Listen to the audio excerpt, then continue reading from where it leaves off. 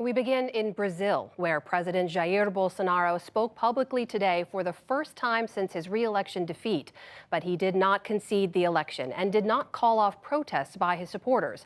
Jane Ferguson has our report. It was as close to a concession speech as Brazil was going to get.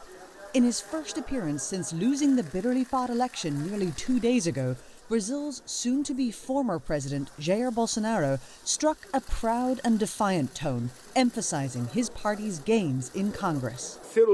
Our robust representation in Congress shows the strength of our values: God, homeland, family, and freedom. We have created many leaders throughout Brazil. Our dreams continue more alive than ever. We stand with order and progress. I have always been labeled as anti-democratic, and, different from my accusers, I have always played within the limits of our Constitution.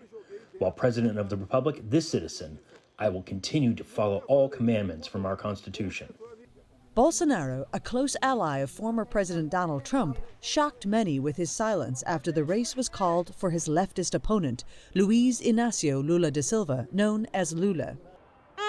But in Bolsonaro's 44-hour absence, his supporters have continued filling the void with noise. Truckers flooded hundreds of major roads in most of Brazil's 26 states, protesting his loss and perpetrating the false notion that the election was fraudulent. The current popular movements are the fruit of indignation and a feeling of injustice about how the election process took place. Our methods cannot be those of the left, which have always harmed the population, such as the invasion of property, destruction of heritage, and restriction of the right to come and go. The right has really emerged in our country. And though Bolsonaro refused to mention Lula's name, his supporters had plenty to say about him. He should be in jail and not contending for an election. Brazil is ours. We don't accept such mismanagement. A thief like Lula who robs our nation and today wants to come back to power. Some knelt on roadsides to pray for the outcome's impossible reversal. The highways they blockaded shut off access to the country's largest airport and started to impact the essential transportation of food and fuel.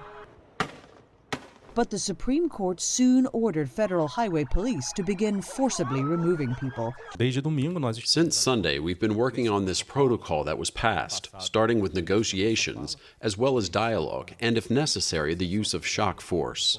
Across the world, leaders reacted to the victory. President Biden called Lula, who led the country for 2 previous terms before being jailed on later overturned corruption charges, to offer U.S. backing.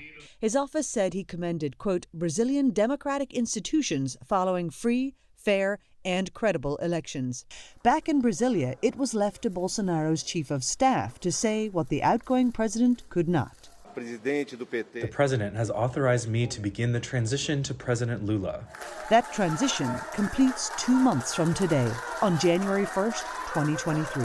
For the PBS NewsHour, I'm Jane Ferguson.